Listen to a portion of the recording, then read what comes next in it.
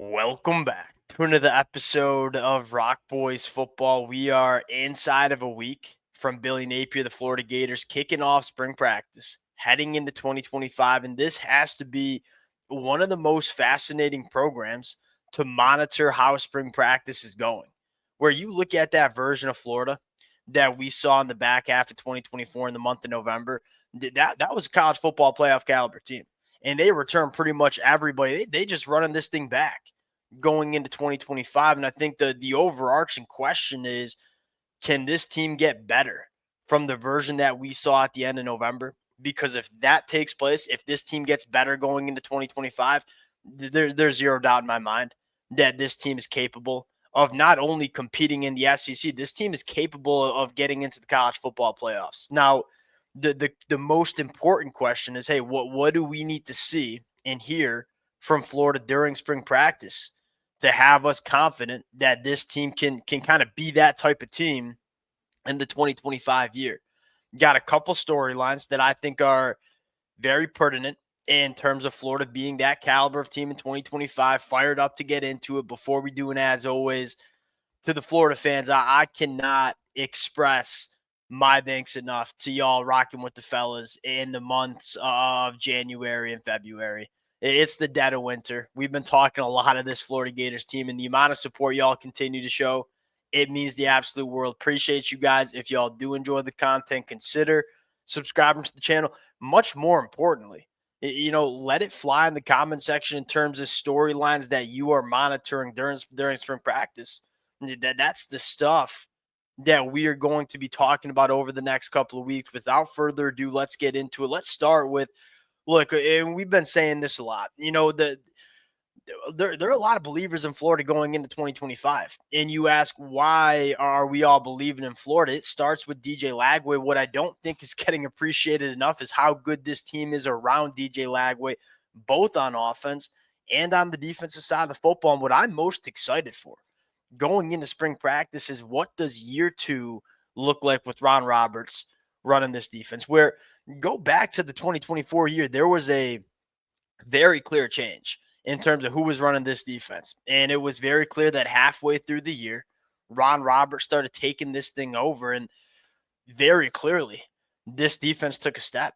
What happens with a full offseason of kind of Ron Roberts installing the defense that he wants to run? What happens if this Florida defense gets better, where you go back to the month of November, they're playing really high-quality football teams, teams like Ole Miss, teams like LSU, some of the best offenses in the country. And this Florida defense gave those offenses some real problems. I think the thing that stood out to me the most is the communication and the discipline that you saw from this unit, where you look at the tenure of Billy Napier on both sides of the football, but most specifically on defense. What has really hurt Florida at times is just the blown coverages and the lack of discipline that you've seen from this unit, the missed tackles. Go back to the last couple of games of the 2024 year, very limited blown assignments, very limited missed tackles in space. This defense played with a level of discipline that we just haven't seen from Florida during Billy Napier's tenure. And I think you have to give a lot of credit to Ron Roberts taking this thing over and kind of maximizing this unit. What does it look like as Ron Roberts gets a full spring practice to really install the defense that he wants to run? That's probably what excites me the most. Now, the biggest question mark that you have for Florida, I look at it and say, from a depth chart standpoint, we're in a great spot. It's one of the most talented linebacker rooms that we see in the country. This secondary played extremely well in 2024 and returns a lot of those, I should say, played extremely well in the back half of 2024. All of those guys that were playing for Florida in the back half of 2024, they're coming back with a little bit of injection of freshman talent and guys like Ben Hanks and Hilton Stubbs, who I think will play as true freshmen in some capacity. The biggest question I think we all have here is the depth on the middle of the defensive line, where you have the star talent, right? Caleb Banks. How many interior defensive linemen are we taking over Caleb Banks going into 2025? Because for me, the answer is I don't know how many, but it ain't a lot. We know we have a guy in Caleb Banks. Now the question is, what else do we hear? I think it's a massive spring for guys like Dontre Robinson. I think it's a massive spring for a guy like Mekhi Borio. I think it's a massive spring for a guy like Jamari Lyons, who's coming back from an injury. Are those guys good enough to be the rotational pieces for this Florida Gators defense? Because we know, yes, it starts with star talent. You want difference makers on the inside of the defensive line, but that's not enough, especially in the SEC. I mean, you go back to a team like Georgia back in 2021 and in 2022, or a team like Michigan in 2023. What made those defensive lines so special is, yeah, they had NFL guys like a Caleb Banks, but they also were extremely deep. And when Caleb Banks had to come off the football field, there wasn't really that big of a drop off in play.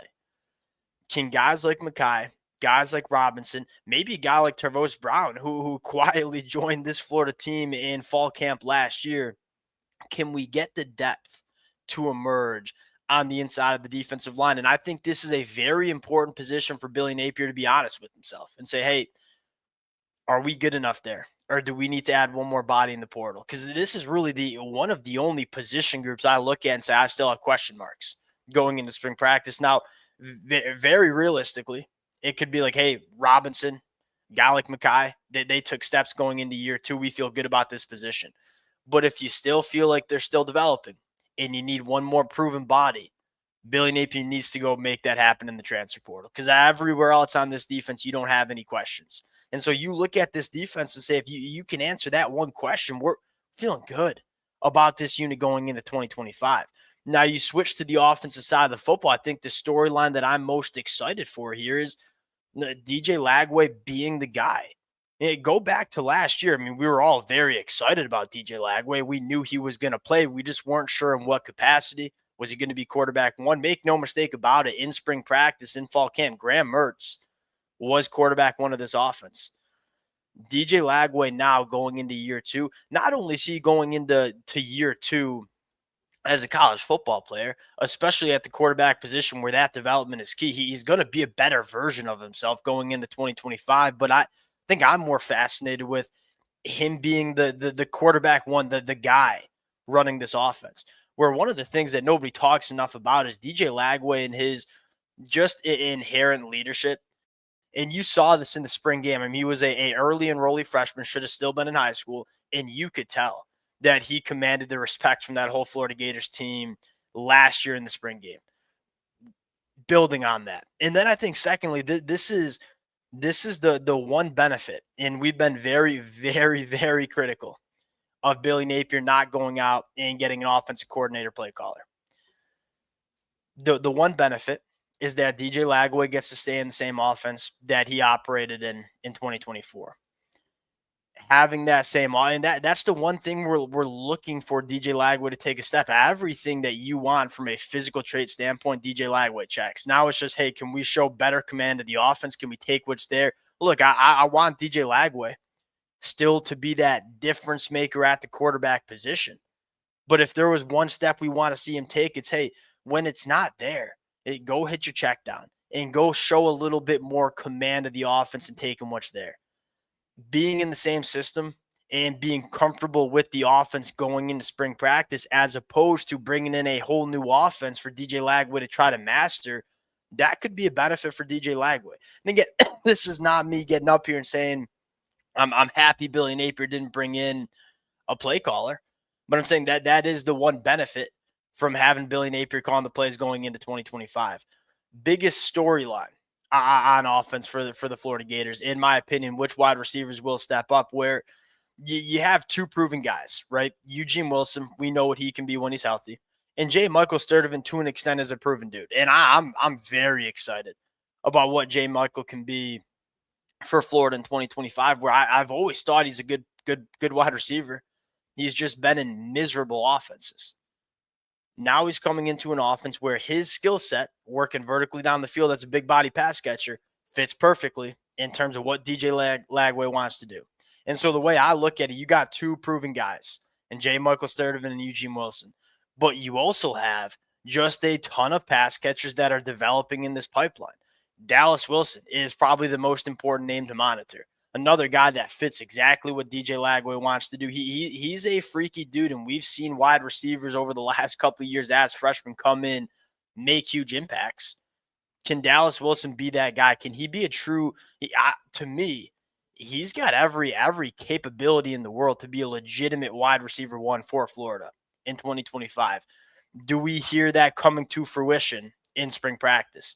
Another guy that I'm kind of sneaky excited for is a guy like Aiden Mizell, who we knew wasn't. I mean, you look at Dallas Wilson coming out of high school, you take one look at him and say, yeah, he's ready to play in the SEC. Aiden Mizell was going to be a slower burn. He's long. He's got a lot of really, really good vertical straight line speed, but we knew he had to put on weight. We knew he had to develop that physicality that allows you to play in the SEC. I thought we saw some flashes of that light bulb turning on late in 2024. Can that light bulb turn on for Aiden Mizell in the 2025 year? What is Vernell Brown, I think if Eugene Wilson wasn't on this football team, Vernell Brown would be the starter to me. I think he's very ready to play at the collegiate ranks. Well, what does Vernell Brown's role look like? What does Tank Hawkins look like going into year two? What does TJ Abrams look like? What I love most about this wide receiver room is you got your proven guys, J. Michael Sturdivant, Eugene Wilson. And what are the young wide receivers can step up? And I think and when you're talking pass catchers, another storyline for me is the tight end spot where I've been critical. I just don't, last year, especially with all the 12 personnel Billy Napier wants to run, I just didn't feel like there's enough difference makers at the tight end position. Like if you want to take a wide receiver off the football field and play with two tight ends, I think you got to have difference makers at that position. To me, it's Amir Jackson. Like, what does he look like in spring? And it's hard for true freshmen. Not everybody can be Brock Bowers. It's very rare that you see true freshmen come in immediately contribute at the tight end position. Now that Amir Jackson has that offseason under his belt, can he be a guy that can be the difference maker at tight end that I think Florida needs to have step up in 2025? And then the last storyline for me is the battle at right tackle. And this is probably what I love most about this Florida Gators team is your return on 4 out of your 5 starters on the offensive line as well as all your depth pieces. You talk about the biggest win for Florida during the offseason. It's not only getting Austin Barber back. It's not only getting a guy like Jay Slaughter back. It's also holding on to guys like Bryce Lovett and Roger Kearney and a guy like Cam Woods. I look at it and say that not only do you feel good about the starting 5, but you feel really good about the depth of this offensive line as well. And so now you got a bunch of talent that's trying to compete for that right tackle spot. Who wins it? I mean, I think to me, when you're talking about who do you want to win it, it's probably Fletcher Westphal because I think his ceiling is the highest. And if he does win that right tackle spot coming out of spring or coming out of fall, that means that Fletcher Westphal is ready to play at a high level for Florida in the 2025 year. There are a lot of programs that are going into spring practice having not a clue what the offensive line is going to look like. For Florida, you know 80% of it, 4 out of 5. Now you're just looking for that right tackle. And it's not like you don't have any names. You got names that you think can step up, where 2 years ago when you had to play Damian George at right tackle, it's like we didn't have any other names. We knew Damian George wasn't good enough at right tackle, but we played him anyways because we didn't have any other options. Florida's got some options, which I think helps when you're trying to fill in that one spot that you have to replace. We'll close it out there. There's a lot of known things for this Florida team, at least in my opinion, going into spring practice, and there's only a few question marks. And if you can answer some of these question marks in spring practice, the sky's the limit for this Florida team in the 2025 year.